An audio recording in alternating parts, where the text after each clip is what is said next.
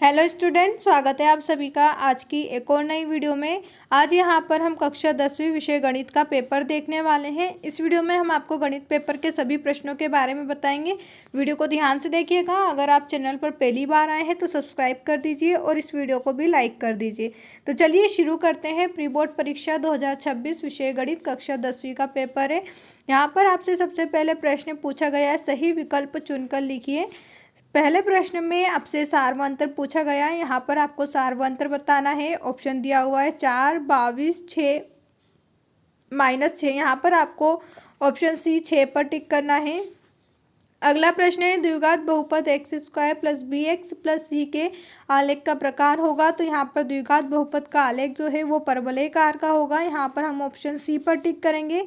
Number 3 है, बिंदु P x y की मूल बिंदु से दूरी है। तो बिंदु P x y की मूल बिंदु से दूरी जो है वो √x² + y² है। नंबर 4 पर है, द्विघात बहुपद में बहुपद की घात होती है। तो द्विघात बहुपद में बहुपद की घात 2 होती है। यहाँ पर आपको ऑप्शन बी पर टिक करना है।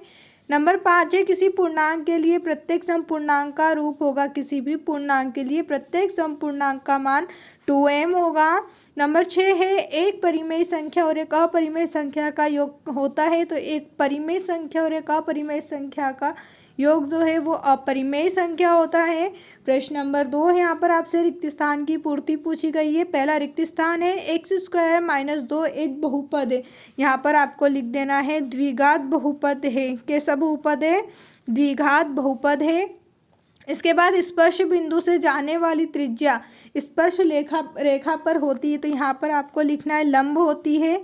स्पर्श रेखा पर लंब होती है। सभी वर्ग होते हैं, सभी वर्ग समरूप होते हैं। यहाँ पर हम लिखेंगे सभी वर्ग जो होते हैं वो समरूप होते हैं। नंबर 4 पर है, एक द्विघात समीकरण में चर की अधिकतम घात होती है। एक द्विघात समीकरण में चर की अधिकतम घात कितनी होती है? 2 होती है। इसके बाद अगला प्रश्न है, त्रिज्यखंड की संगत चाप की माप उस चाप की कहलाती है। उस चाप की क्या कहलाती है? लंबाई। यहाँ पर आपको लिखना है लंबाई कहलाती है। इसके बाद है, समकोण त्रिभुज में सबसे बड़ी भुजा होती है। समकोण त्रिभुज में सबसे बड़ी भुजा जो है वो कर्ण होती है। इसके बाद अगला प्रश्न यहाँ पर आपसे नंबर 3 में सत्य असत्य पूछे गए हैं। पहला है, प्रत्येक वास्तविक संख्या अपरिमेय संख्या होती है। यह कथन आपका असत्य रहेगा। नंबर 2 है, किसी बिंदु की x अक्ष से दूरी कोटि कहलाती है। यह कथन आपका सत्य है। नंबर 3 है, समरूप त्रिभुज के क्षेत्रफल सदैव बराबर होते हैं। यह कथन आपका असत्य रहेगा। इसके बाद है, किसी वृत्त में त्रिज्यखंड और वृत्तखंड समान होते हैं। यह कथन भी आपका असत्य रहेगा। स्पर्श रेखा ही छेदक रेखा, यह कथन आपका सत्य है। इसके बाद है, सभी सर्वांग सम आकृतियां समरूप होती हैं। यह कथन आपका सत्य रहेगा। इसके बाद प्रश्न नंबर 4 है, जहाँ पर आपसे सही जोड़ी पूछी गई है। जोड़ी में आपसे 9 sec² है -9 tan² का मान पूछा गया है। यहाँ पर हम 9 पर टिक करेंगे। यहाँ पर मैंने पीछे नंबर डाल दिया। इसके बाद बिंदु 0, 4 और 3 0 के बीच की दूरी बताना है। तो यहाँ पर आपकी दूरी 5 रहेगी। यहाँ हम 2 नंबर डाल देंगे। घनाभ का आयतन होता है लंबाई गुणित चौड़ाई गुणित ऊंचाई। यहाँ पर हम ऑप्शन बी AC पर नंबर लगा देंगे। वर्ग का क्षेत्रफल होता है भुजा स्क्वायर, जिसे हम a² से मिला देंगे। इसके बाद है, sin² है प्लस cos² है जिसका मान 1 होता है। इसके बाद लास्ट आपका बचा, जिसे हम सामने वाले से मिला देंगे। अब यहाँ पर प्रश्न नंबर 5 है, एक शब्द या एक वाक्य में आपको उत्तर बताना है। यहाँ पर आपको पाइथागोरस प्रमेय का सूत्र लिखना है। तो यहाँ पर आप लिख सकते हैं, कर्ण का वर्ग बराबर लंब का वर्ग प्लस आधार का वर्ग। यहाँ पर आपका ये सूत्र हो जाएगा। इसके बाद है, पांसे को एक बार फेंकने पर संख्या 8 प्राप्त करने की प्रायिकता क्या होगी? इस पांसे को एक बार फेंकने पर संख्या 8 प्राप्त करने की प्रायिकता 0 होगी। इसके बाद एक सिक्के को एक बार उछालने पर संभव परिणामों की संख्या एक सिक्के को एक बार उछालने पर संभव परिणामों की संख्या 2 होगी।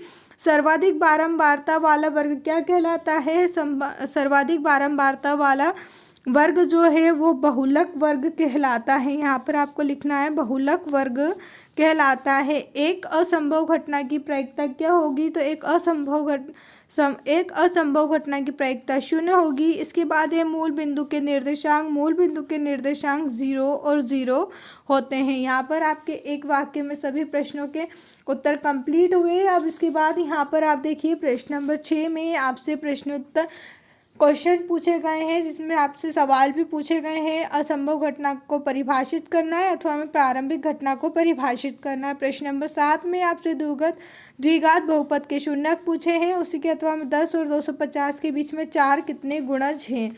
प्रश्न नंबर 8 में आपसे आधारभूत समानुपातिक प्रमेय का कथन पूछा है। उसके अगले अथवा में आपसे 2 पद पूछे गए हैं। प्रश्न नंबर 9 में आपसे विलोपन विधि से एक समीकरण को सॉल्व करना है। उसी के अथवा में आपको विलोपन विधि दी गई है, जिसे आपको सॉल्व करना है। ये सभी प्रश्न आपसे 2 नंबर में पूछे जाएंगे। अब इसके बाद अगला प्रश्न है, यहाँ पर आप देखिए प्रश्न नंबर 10 में आपसे 2 बिंदुओं के बीच की दूरी पूछी गई है। बिंदु 4, 6 और 6, 8 आपको यहाँ दिए हुए हैं। इसी के अथवा में आपको मध्य बिंदु ज्ञात करना है। AB और -A -B के बीच का आपको बिंदु ज्ञात करना है। प्रश्न नंबर 11 में आपको एक समीकरण दिया हुआ है, जिसमें द्विघात समीकरण निकालना है। क्या यहाँ द्विघात समीकरण है? उसी के अथवा में आपको द्विघात समीकरण का विविक्तर ज्ञात करना है। प्रश्न नंबर 12 है, जिसमें गुणनखंड विधि से आपको मूल ज्ञात करना है। अथवा का प्रश्न, ऐसी 2 संख्या ज्ञात कीजिए जिनका योग 27 और गुणनफल 182 हो। प्रश्न नंबर 13 है, 5 संतरे और 3 सेबों का मूल्य 35 रुपये है तथा 2 संतरे और 4 सेबों का मूल्य 28 रुपये है। 1 संतरा तथा 4 सेब का मूल्य आपको ज्ञात करना है। अथवा में 2 ऐसे क्रमागत विषम धनात्मक पूर्णांक ज्ञात कीजिए जिनके वर्गों का योग 290 है। इसी प्रकार प्रश्न नंबर 14, 15 यहाँ पर आपको सभी प्रश्न दिए हुए हैं। प्रश्न नंबर 17, प्रश्न नंबर 18 और इसके बाद यहाँ पर आपको प्रश्न नंबर 19 और 20 यहाँ आपको दिए हुए हैं। आप इनमें से जिस भी प्रश्न का हल चाहते हैं मुझे कमेंट करके बता सकते हैं। मैं आपको उस प्रश्न का हल अपने टेलीग्राम चैनल पर बताऊंगी। टेलीग्राम चैनल को ज्वाइन करने के लिए मैंने आपको नीचे डिस्क्रिप्शन में लिंक दी हुई है, जहाँ से आप हमारे टेलीग्राम चैनल को ज्वाइन कर सकते हैं। वहाँ पर मैं आपको वही आंसर बताऊंगी जो आप मुझे कमेंट करके पूछेंगे। और साथ में अगर अभी तक आपने हमारे इस चैनल को सब्सक्राइब नहीं किया है तो चैनल को भी सब्सक्राइब कर दीजिए और इस वीडियो को भी लाइक करके अपने सभी दोस्तों के साथ भी शेयर कर दीजिए। यहाँ पर हमने प्रश्न नंबर 19 तक के प्रश्न देख लिए थे। इसके बाद आपको यहाँ पर प्रश्न नंबर 20 दिया हुआ है। इसी के बाद साथ ही प्रश्न नंबर 21। अगला प्रश्न है प्रश्न नंबर 22। यहाँ पर आपको सभी प्रश्नों के साथ अथवा में भी प्रश्न दिए जाएंगे। यहाँ पर आपसे आखिरी प्रश्न नंबर 23 पूछा है, जिसमें आपको यहाँ पर दैनिक जेब भत्ता दिया गया और बच्चों की संख्या दी गई है। इसमें आपको लुप्त बारंबारता f ज्ञात करना है। यहाँ पर आपको f का मान निकालना है। उसी के अथवा में आपको अगली सारणी दी गई है, जिसमें आपको बहुलक और माध्यक निकालना है। यहाँ पर आपको दोनों में से किसी एक ही सवाल को हल करना है। उम्मीद है आपको हमारी ये वीडियो पसंद आई होगी। अगर कहीं डाउट है तो आप मुझे कॉमेंट करके पूछ सकते हैं। वीडियो देखने के लिए आप सभी का धन्यवाद।